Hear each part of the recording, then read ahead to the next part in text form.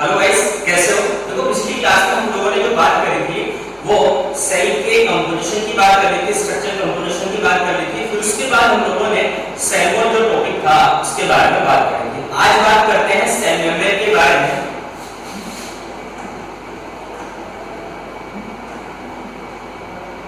देखो, cell membrane या कोशिका झिल्ली जो होती है, इसकी जो खोज की वो सबसे पहले की ओवरटन नामक साइंटिस्ट ने। उसके बाद रॉबर्टसन जो साइंटिस्ट थे,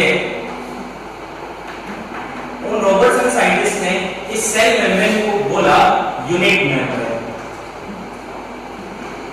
यानी इकाई बोला। रॉबर्टसन के बाद नागेली एक साइंटिस्ट आए। नागेली ने इसी सेल मेम्ब्रेन जो थी उसको प्लाज्मा मेम्ब्रेन और सेल मेम्ब्रेन बोला। ठीक है। उसके बाद एक साइंटिस्ट थे जेक्यू ग्लोवर। जेक्यू ग्लोवर ने इसे प्लाज्मा लेमा कहा। सेल मेम्ब्रेन जो होता है वो जंतु कोशिका का सबसे बाह्यतम आवरण होता है। उसके साथ साथ सेल मेम्ब्रेन की अगर हम लोग बात करते हैं तो सेल मेम्ब्रेन वसा तथा प्रोटीन से बनी हुई विशिष्ट प्रकार की चयनात्मक पारगम में झिल्ली होती है और ये जीवित आवरण होता है, यानी कोशिका का जीवित आवरण होता है। कोशिका भित्ति जो होता है वो मृत कोशिकाओं से बना होता है। लिनियस का जो जमाव होता है उस वजह से मृत कोशिका हो जाती है। कोर कोशिका जो होती है कोशिका भित्ति के बाद तो कोशिका भित्ति मृत आवरण होता है और ये कोशिका झिल्ली जो होता है कौन सा आवरण होता है? जीवित आवरण होता है। इसके बाद इसकी संरचना के बारे में अनेक मत प्रस्तुत किए गए, जिनमें से 3 मत बहुत ज्यादा सर्वमान्य हैं, उनके बारे में बात करते हैं। इसकी संरचना को समझाने के लिए 3 सिद्धांत हमारे पास दिए गए। इसमें से पहला सिद्धांत जो आता है, पहला जो मॉडल आता है वो आता है सैंडविच मॉडल, जिसे लैमिनर मॉडल भी बोलते हैं। दूसरा हमारे पास आता है इकाई कला मॉडल और तीसरा हमारे पास आता है तरल मोज़ेक मॉडल। चलिए पहले बात करते हैं सैंडविच मॉडल के बारे में।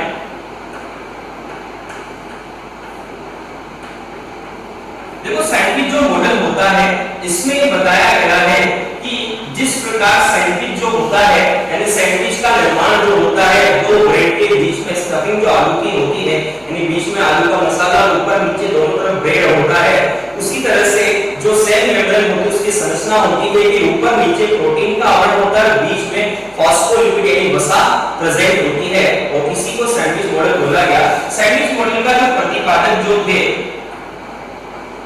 वो है डेनियली और डेविसन।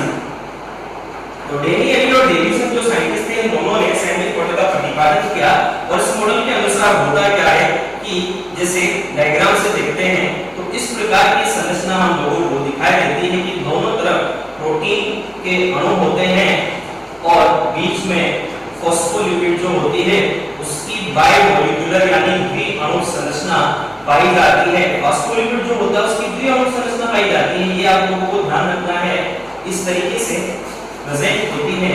तो ये मध्य में जो द्वि-अणु जो संरचना है वो किसकी संरचना है?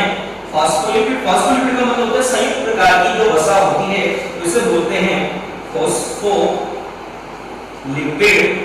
जो द्वि-अणु संरचना के रूप में होता है बाई मोलेक्यूलर स्ट्रक्चर जो होती है फॉस्फोलिपिड की वो ये होती है और ये दोनों प्रोटीन लेयर होती है।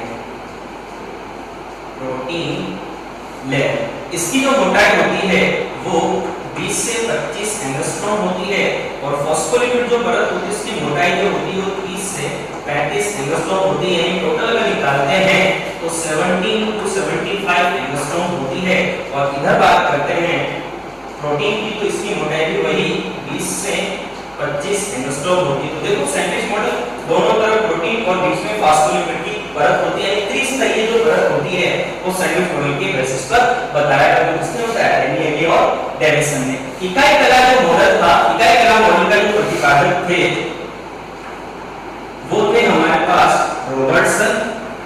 रॉबर्टसन जो थे, इन्होंने डेनियली डेविसन का जो सैंडविच मॉडल था उसका समर्थन किया और इन्होंने सारी चीजें वही बताई कि ऐसा ही होता है, त्रिस्तरीय परत होती है, बीच में फास्फोलिपिड की परत होती है, दोनों तरफ प्रोटीन परत होती है। लेकिन उन्होंने एक बात ये बोली कि जितने भी कोशिकाएं होते हैं, जितने भी कोशिकाओं की जो झिल्लियां जो होती हैं, उन सभी कोशिकाओं की जो झिल्लियां जो होती हैं वो एक जैसी होती हैं, यानी उनमें कोई परिवर्तन नहीं पाया जाता। यानी वो जैसे जिस प्रकार से कोशिका झिल्ली जो होती है वो त्रिस्तरीय होती है, प्रोटीन, फास्फोलिपिड और प्रोटीन की, उसी प्रकार जो माइटोकॉन्ड्रिया, माइटोकॉन्ड्रिया जितने भी झिल्ली जो कोशिकाएं होती हैं उनकी झिल्लियां भी कैसी होती है? कोशिका झिल्ली के जैसे, वो भी त्रिस्तरीय परत के रूप में पाई जाती हैं। तो इसलिए इन्होंने बोला कि इकाई रूप में वस्तु से इन्होंने क्या बोला? इकाई कला मॉडल या यूनिट मेम्ब्रेन मॉडल बोला गया। और इसमें भी वही बायोमोलिकुलर जो होती है वो प्रोसेस होती है, बायोमोलिकुलर फास्फोलिपिड की परत पाई जाती है और ऊपर और नीचे प्रोटीन या लेयरिंग होती है। देखो ये तो वही द्विस्तरीय फास्फोलिपिड की परत, द्विस्तरीय फास्फोलिपिड जो होता है उसकी परत होती है और ऊपर और नीचे प्रोटीन होती है। ठीक है, अब इसके बाद आपको एक चीज और ध्यान रखनी है, इसकी जो मोटाई होती है प्रोटीन की वो 20 एंगस्ट्रॉम, दोनों प्रोटीन की मोटाई जो होती है वो कितने एंगस्ट्रॉम होती है? 20 एंगस्ट्रॉम। और मध्य में जो फास्फोलिपिड की जो परत होती है उसकी मोटाई जो होती है वो होती है 30 एंगस्ट्रॉम। ये रॉबर्टसन ने बताया। अब एक चीज और आप लोगों को ध्यान रखनी है, ये जो फास्फोलिपिड की जो परत होती है, इस फास्फोलिपिड की परत का जो ऊपरी भाग जो होता है, शीर्ष भाग जो होता है वो होता है हाइड्रोफिलिक, यानी जल स्नेही। यानी जल स्नेही का मतलब होगा कि ये जो भाग होता है वो जल से स्नेह करता है, जल से क्रिया कर सकता है। जो नीचे टैग वाला जो भाग होता है वो होता है हाइड्रोफोलिक,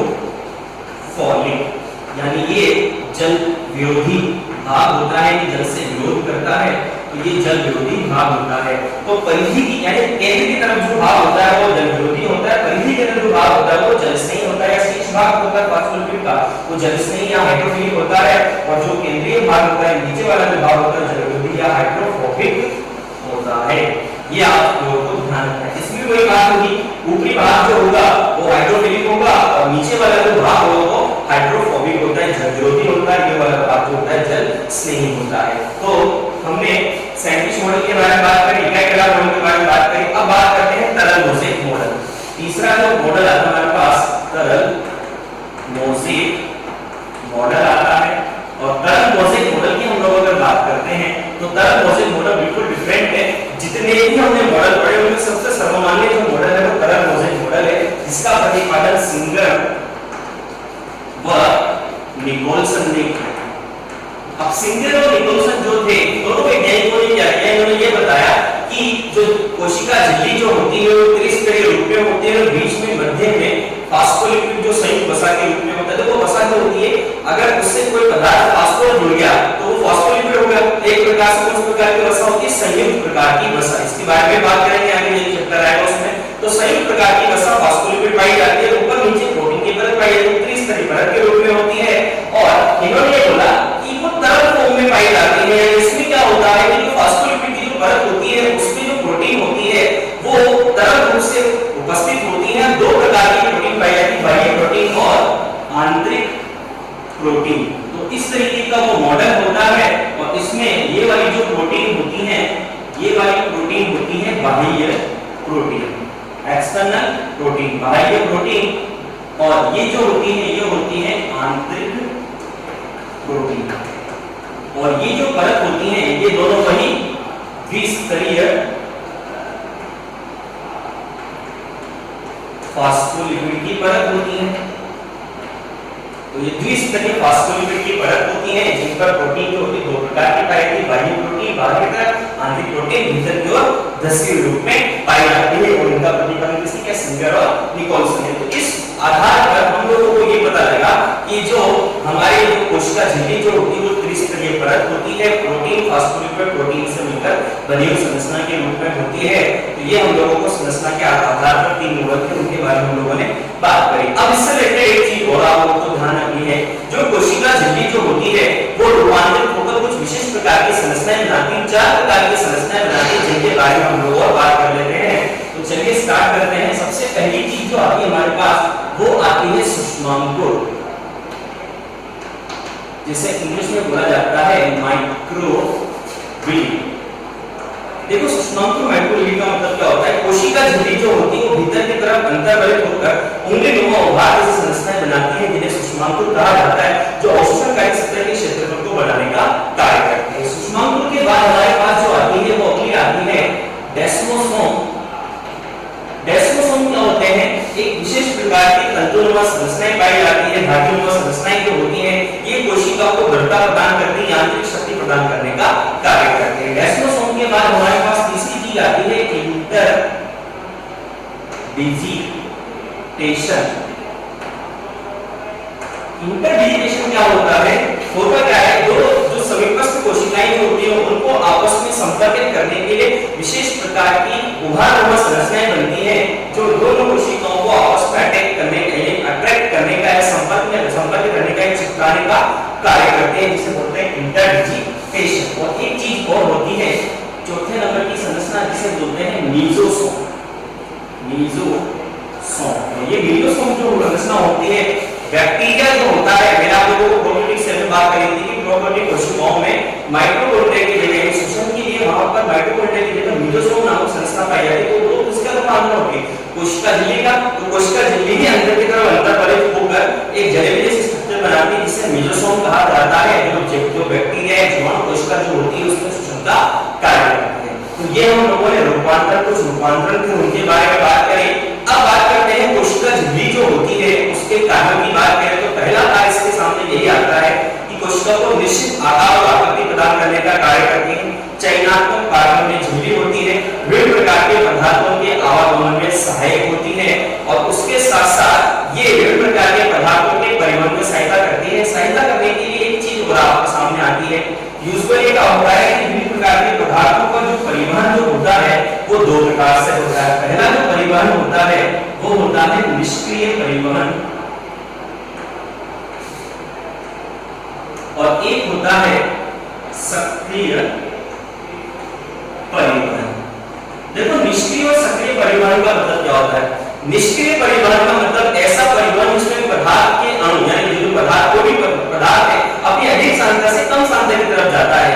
जब कोई पदार्थ अपनी अधिक सांद्रता से कम सांद्रता की तरफ जाता है तो ऊर्जा की आवश्यकता नहीं होती, यानी निष्क्रिय प्रकार के परिवहन में कोई ऊर्जा की आवश्यकता होती है, आराम से बिना किसी ऊर्जा के वो पदार्थ जो होते हैं वो एक स्थान से दूसरे स्थान पर चले जाते हैं। लेकिन सक्रिय प्रकार का जो परिवहन जो होता है उसमें होता क्या है कि पदार्थ अपनी कम सांद्रता से अधिक सांद्रता की तरफ जाते हैं, अधिक से ज्यादा निष्क्रिय, कम से ज्यादा सक्रिय, और इसमें ऊर्जा की आवश्यकता होती है। तो निष्क्रिय प्रकार के परिवहन में ऊर्जा की आवश्यकता नहीं होती, सक्रिय प्रकार के परिवर्तन में ऊर्जा की आवश्यकता होती है। अगर इसको ऐसे समझ में नहीं आए तो आप लोग ऐसे समझ सकते हो, जैसे आपके घर में ऊपर टंकी रखी होती है छत पे, बहुत सारा पानी है, आपको अपनी बाल्टी में नीचे लेके आना है, आपने एक पाइप से खींचा और वो पानी बिना किसी ऊर्जा के आराम से आपकी बाल्टी भर देता है। तो अधिक सांद्रता से कम सांद्रता की ओर आ रहा है बिना कोई एनर्जी के, तो कौन सा परिवहन होगा, निष्क्रिय परिवहन। सक्रिय परिवहन की बात करते हैं, आपकी मोटर का पाइप बहुत छोटा है, आपको मोटर की पाइप से पानी जो है वो कहां चढ़ाना है, ऊपर चढ़ाना है टंकी में, तो आपको मोटर चलानी पड़ेगी, इसका मतलब ऊर्जा की आवश्यकता पड़ेगी।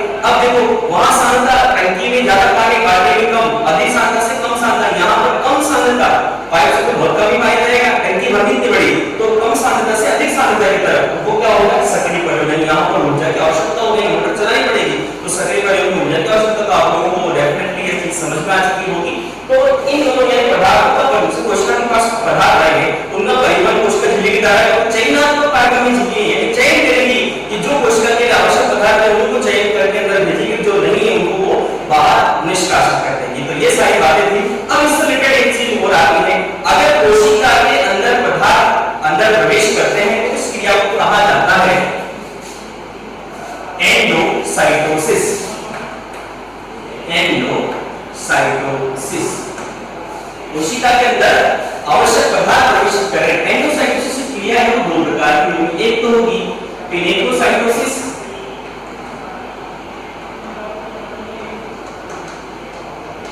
और एक होती है फेगोसाइटोसिस।